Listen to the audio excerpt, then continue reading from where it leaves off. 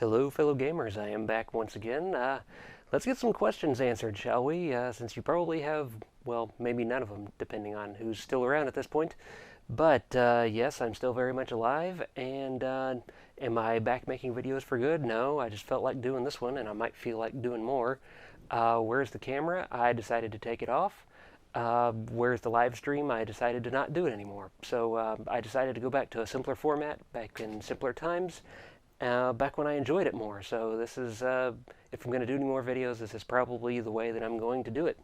So now going on to this, why am I doing Super Mario Bros. Again? Because, as you may have noticed, this looks amazingly, amazingly clean and clear picture. That's because I am playing on an NES that has been modified with an NES RGB unit. Now that probably brings up another question you might have, which is, aren't you against modifying consoles? Don't you only use stock consoles on your channel? What about your rule for only using stock consoles on your channel? Well, number one, shut up. Number two, I am not against modifying consoles. In fact, I never was. I just decided not to do it on my channel. So, number three, why did I choose to do it now? Because I've come to realize that I really only had two reasons for saying that I only do stock consoles on my channel. Number one, because I didn't want to give the impression that I am somewhat, what's the word for it? Blah, blah, blah, blah, blah. See, this is why it's hard doing this without a camera, because when I stop talking, nothing happens. I didn't want to use modified consoles because I didn't want it to seem like I was somehow better than you, that I somehow had access to things that you did not, and therefore it might have seemed like I was flaunting it to you. But then I realized, you know, everyone has access to these things just as well as I do. So, you know, if you really want to get, for example, an NES RGB modified NES, then you can certainly do that. And number two, the only other reason why I was not using modified consoles on my channel is because I said that I wasn't. Which is a pretty lame reason. So, not saying I'm going to go all out and, you know, only do modified stuff, but I don't think there's anything wrong with playing an NES and having it look as good as possible for you. And this is indeed a modified NES, still real hardware, still real cartridge, only the video output has changed. This is not emulation. That's something I will certainly never do on my channel unless games can only be played through emulation, and then again, only if they can be done legally. Until then, I will only be playing real games, legal games, etc. So, let's play some Super Mario Brothers. It still blows me away just how clean and clear this picture is. The video aficionados will be looking at the edges of the pipe right there and seeing that there's no what's called ringing around the edges, or at least there's very, very little, which is where you could see an outline around the pipe that's kind of discolored. There may be a little teeny tiny bit, but it's pretty good, I think. And this is not going to be a speed run. This is just me kind of screwing around kind of run. I'm not even going to play the entire game. I might not even play for very long. I don't really know. I just kind of wanted to mainly show off this new NES RGB that I got going. Hang on, let me turn down the audio for me a little bit because the microphone might be picking it up. There, that's probably better.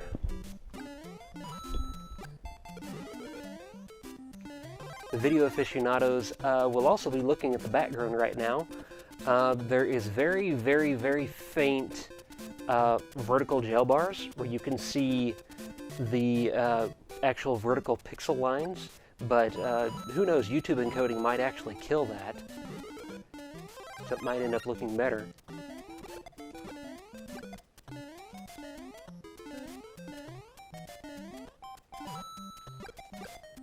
You also notice if you look down at the bricks on the bottom of the screen, whenever the screen is scrolling, they kind of shimmer a little bit. Did you see that? And that, as far as I know, is inherent to NES scrolling, or maybe it could just be my capture setup, I don't know. But at any rate, I think this looks pretty damn good.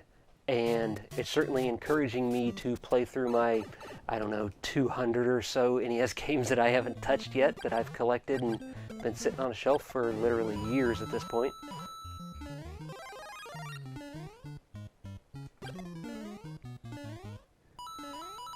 So, get some other questions answered here, I guess. Why did I decide to take the camera out of the video? Because it's an extra setup step, and every single setup step that it takes to get one of these things going takes a little bit more energy to do. So, decided to take that out. Plus now, I don't have to quote-unquote look good for the camera, even though I didn't really make an effort to do that in the first place anyway. But more importantly, I don't have 3 bright lights shining in my eyes anymore, so I don't get like flash burns in my retinas or something. Want that fire flower. Gimme.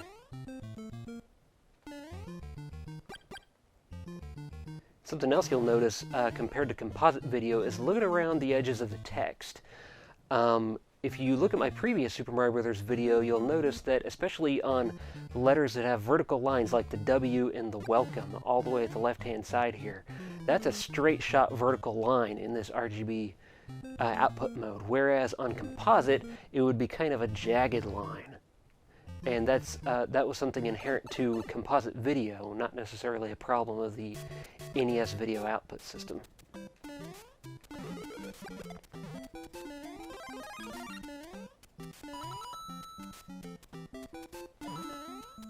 I love what, I don't know why it does that, but it does that consistently. Where I jump for that second block back there, that second coin block, and it doesn't do it. I guess because the first coin block is still going off, and I guess the game only allows animation of 1 coin block at a time, maybe? I'm not sure.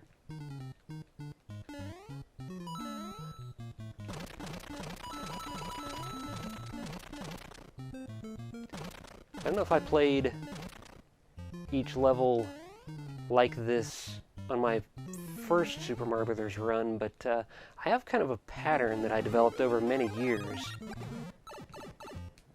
playing through the game, and that's kind of what I'm doing now.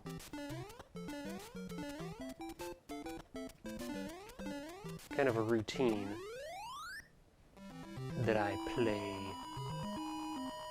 That's just, it's familiar to me, and it allows me to just kind of relax and veg out and not think too much about playing the game, and, you know, just generally get out of games what I like to get out of games, which is, you know, relaxation. Oh, damn it, I wanted to get in there.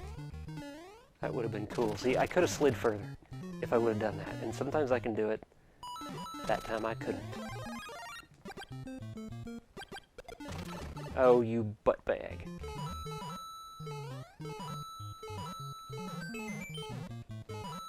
Good thing I missed that coin block the first time. Otherwise I wouldn't have been able to get that mushroom. Oh, that's retarded. That's going to be really hard to get up in there now. I've done it before. Maybe I can do it. Oh, come on. Stay ducking. Come on, I can do this.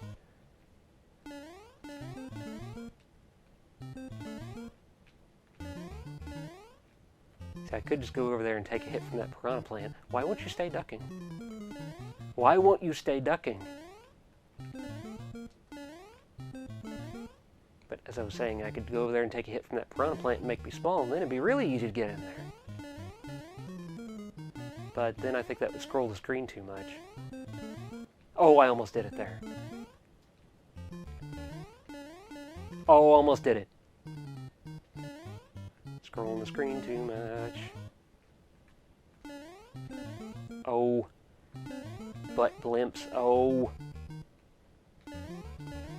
Oh. Oh, fucking bulgy penis. See, I'm trying to swear less now, too. That's not exactly going well.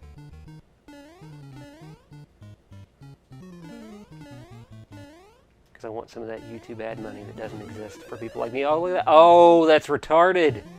Oh, come on. Okay, fine. I'll just die and start over. Eat me. Do that.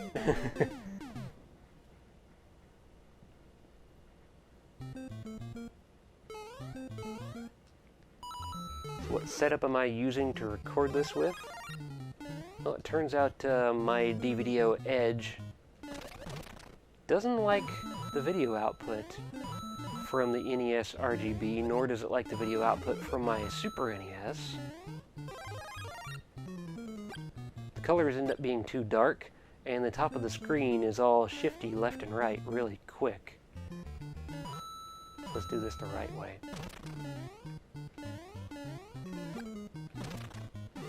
See, that's how you do it.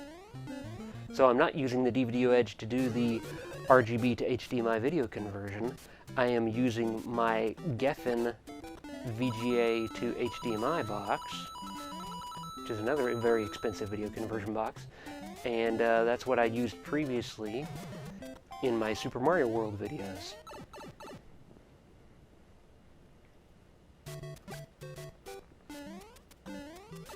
Oh, that's bull.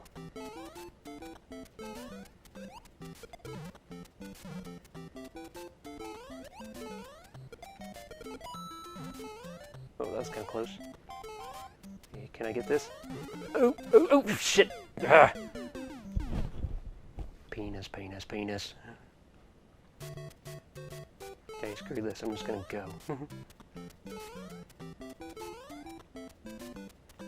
So I don't know, maybe I'll beat the game. Or just play till I get sick of it.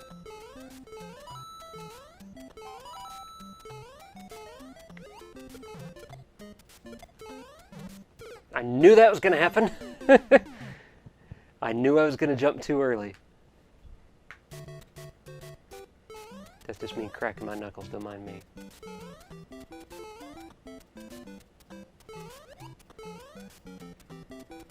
And I don't think the one-up is there beyond the first time you come into the level after warping. It does not seem to be.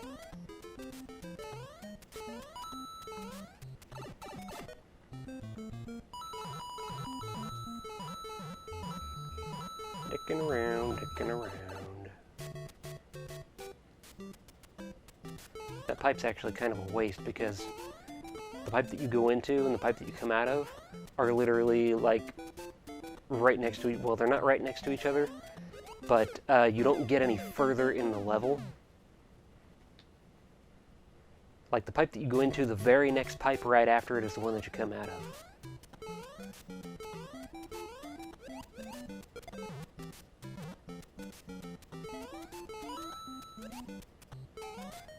In fact, I remember when my cousins were playing this game, they were really worried about the timer in this level and trying to get through it as fast as possible. So what they would do is they thought that this would save them time, go down this pipe, but then just run all the way across here. I don't think it's actually any faster. In fact, it might even be slower. Which would be the opposite of faster. Or perhaps identical. Oh, I want to get the star that's in here. I think it's in the third block. There it is.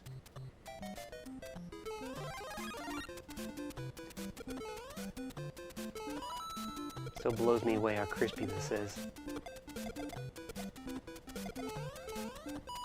So what the NES RGB does for you, well, I'll explain here in a second. This jump right here is the #1 jump that they were afraid of. Getting across here, they get like way up close to the edge and then jump as far as they could and still only just barely make it. But if you just do that, get a run at it, and control your jumps well enough, you'll be just fine.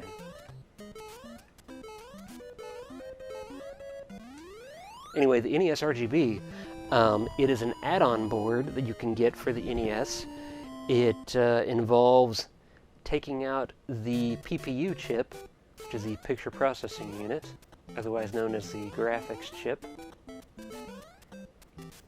You take that out and you install a board in its place, and then you put the PPU chip into that board, and you solder up some stuff, and you add a couple of connectors on the back, or you add a connector of your choice onto the back of the NES. And then you get pure RGB video coming out of the NES, bypassing the video conversion that is normally done to convert the video output to composite and RF, which are the two stock connectors on the front-loading NES.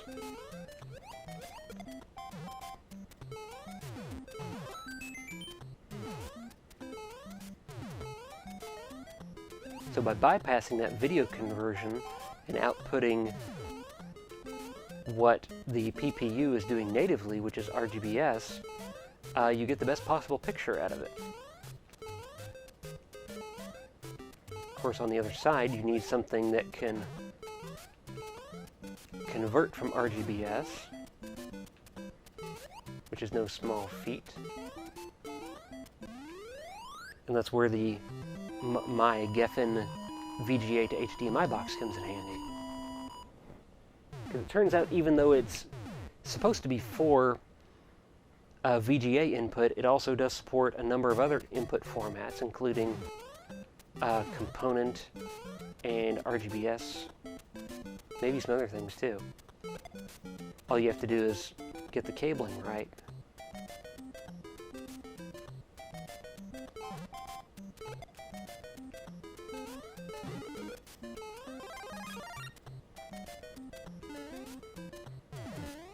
Like I said, there's a couple of different options for the NES RGB. The board that you put inside the NES isn't tied to any specific kind of output connector. So basically anything you can wire up that will get the NES from, or get the video from the NES into your video conversion hardware is just fine, as long as all the wires line up between the two. So you can use pretty much any connector and cable you want, as long as it still connects everything up properly. So the one that came on my NES was the connector that is standardized for, pseudo-standardized, for RGB input on the FrameMeister video conversion unit. It's a mini DIN connector that has a number of pins in it, I don't know how many. But I've seen some of these NES RGB mods done so that the connector on the back of the NES is actually the exact same connector and even the same pinout as the connector on the back of the Super NES, which means you can use all the same cables that would work on a Super NES with that multi-out connector. And I thought about maybe taking this one, which was pre-modified when I bought it. I thought about taking it and sending it off and having someone swap the NES RGB board out of this NES and into another one that I have, but then on that second NES putting a multi-out connector on it, just because it would be a clean, nicer connection on the back. But that doesn't affect anything regarding video quality or anything like that once it's actually hooked up. And in all honesty, I may just leave it the way it is, because those connectors are on the back, and I don't see them from the front, and I definitely don't see them while I'm playing the game, so it doesn't friggin' matter. Anyway, that is Super Mario Brothers, played with an NES RGB. So to answer one final question, are there going to be more videos? Well, yes, I would like to do more videos, and I rather like doing them in this style. So no guarantees on when or on what, but I can give you a firm maybe. So until then, fellow gamers, I hope you enjoyed, and I'll see you.